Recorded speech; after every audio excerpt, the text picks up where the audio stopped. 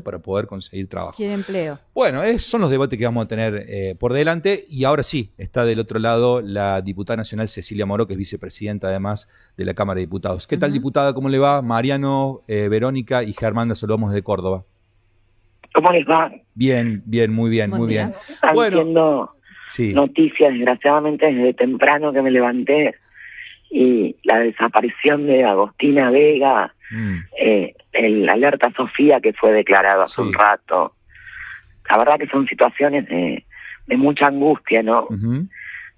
Que nos generan como padres, como ciudadanos, la desaparición de chicas tan chiquitas, ¿no? Sí, sí, sí. Y además, lamentablemente, no son casos aislados. Lamentablemente, en los últimos tiempos hemos vivido varios casos parecidos, y bueno, genera mucha inquietud y preocupación. Parece inédito, pero en la Argentina siguen desapareciendo nenes y nenas, ¿no? Sí, sí, absolutamente. Bueno, aquí en Córdoba se están cumpliendo justamente de Lian, que desapareció aquí el año pasado. Se cumplieron el otro día 15 meses de la desaparición en un campo, en el interior, y la verdad que no se sabe nada. Bueno, está por supuesto el emblemático caso del nene correntino y demás, pero de Loan, exactamente. Diputada, bueno, antes, justo cuando estábamos conectando, habíamos cortado con el economista Roberto Kachanowski, y nos contaba él de que, por supuesto, sin ponerle carácter de encuesta, ni mucho menos, ni de trabajo científico, pero que, bueno, había tenido un cruce cuando se bajó del auto el otro día con varias personas en un lugar de Vicente López, un lugar digamos, calificado de una extracción social de clase media alta, y donde escuchaba quejas de gente que estaba muy acomplejada con la situación económica. Y recién acá Germán, uno de nuestros compañeros de la mesa, decía: ¿a quién va a votar esa gente el año que viene? ¿Usted qué cree? Yo creo que la gente hoy no está pensando en el año que viene, y mucho menos en quién va a ser candidato el año que viene.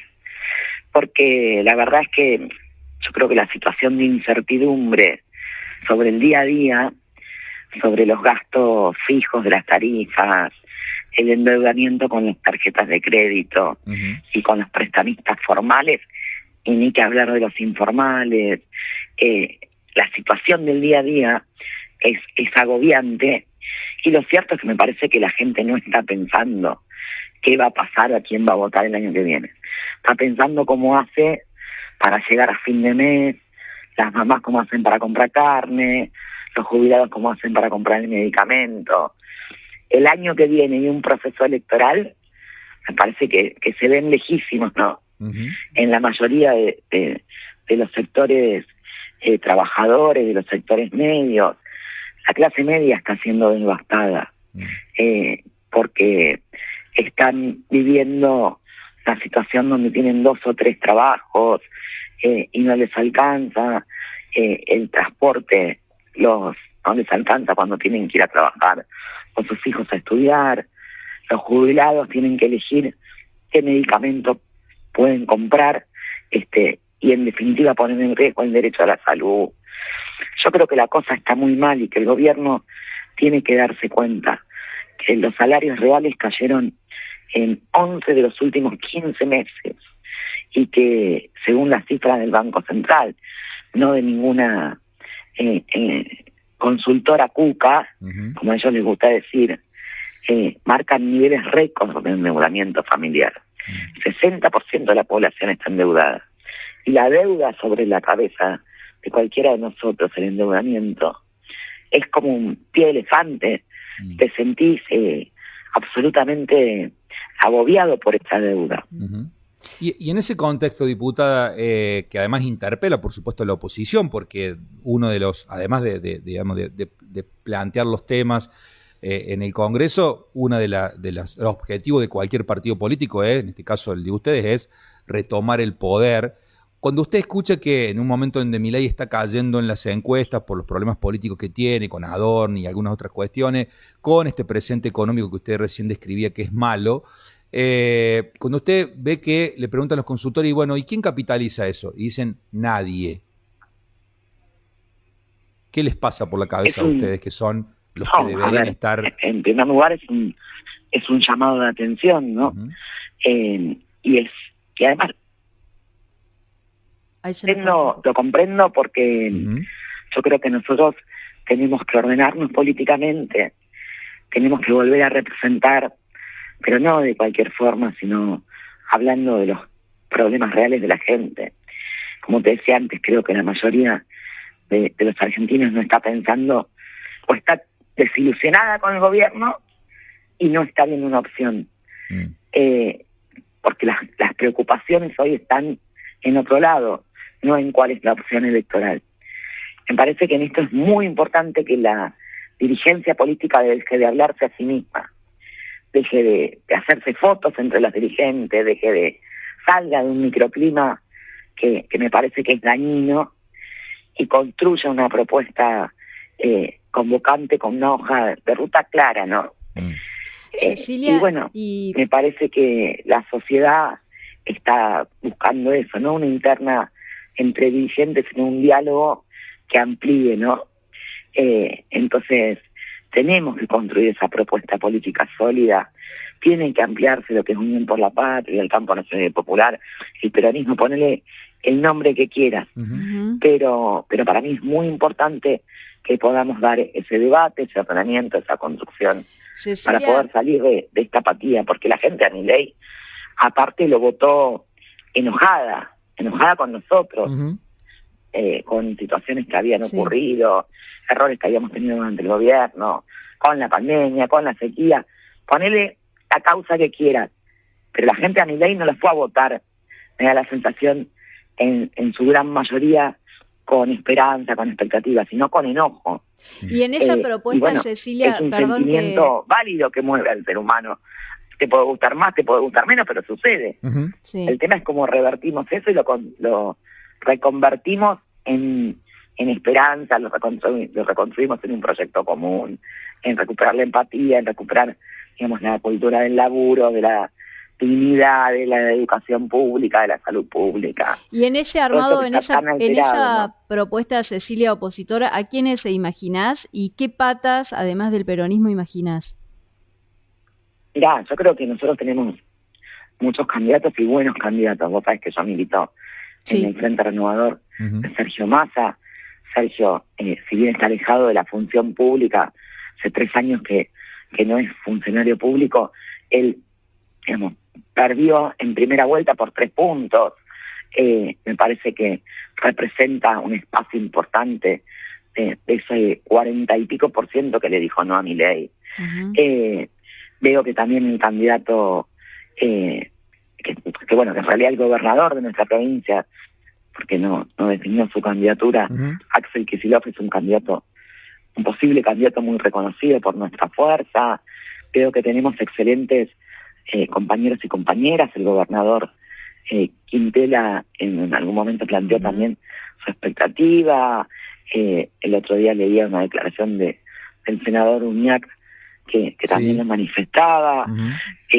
El ex gobernador y actual senador de Santiago del Estero, Gerardo Zamora, para mí es uno de los hombres que pudo demostrar en la gestión la transformación del Estado y de la vida de la gente, con muchas realidades concretas. O sea, tenemos grandes candidatos, pero no veo que sea el momento de discutir nombres, sino de discutir ideas que tengan que ver con la Argentina, ¿no? Quería preguntarle por la situación en la Cámara de Diputados. El gobierno ha presentado una batería de nuevos proyectos, la derogación de la ley de etiquetado frontal, que está generando mucha controversia, también la de ludopatía, que también tiene mucha controversia porque en realidad no tiene mucho de ir en contra de por lo menos el grueso del negocio, básicamente del juego online. ¿Qué están viendo con estas iniciativas que lleva adelante el gobierno de manera oficial?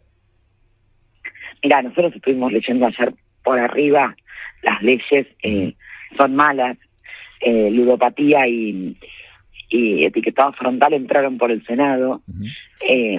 particularmente la ley de etiquetado frontal, la conozco porque me tocó trabajarla junto a otros diputados y diputadas de distintos espacios políticos, porque son esas leyes que, igual que la ley de ludopatía, pasó lo mismo en más reciente, que en realidad es media sanción la ley de ludopatía, sí, no ley.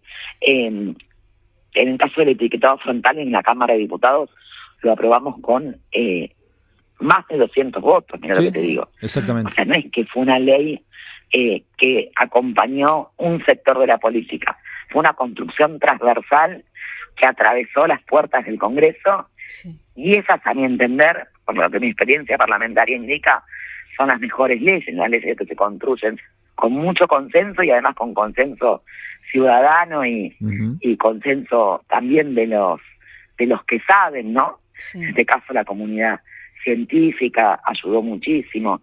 Y la ley de ludopatía, la media sanción de ludopatía, pasó lo mismo. Se trabajó mucho en diputados, logramos una media sanción importante. Es un problemón. Nosotros no veníamos entendiendo por qué el gobierno tenía frenada esta media sanción. Y bueno, la tenía frenada porque en definitiva lo que están haciendo con la ley que mandan, con el proyecto que mandan, es prohibir la publicidad de las plataformas no autorizadas, pero permitirlas en las autorizadas. Con lo cual, de alguna manera, están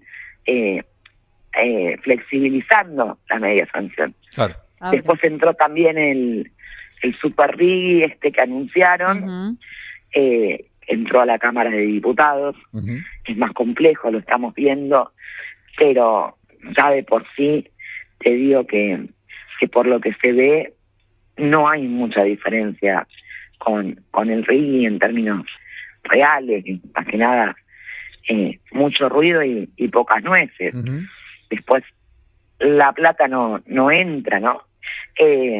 Así que y plantea cosas que tienen que ver con los plazos de vigencia del Super RIGI, que de 30 años entrega la posibilidad de discutirse en los tribunales argentinos y abre el arbitraje en los tribunales internacionales como el CIADI.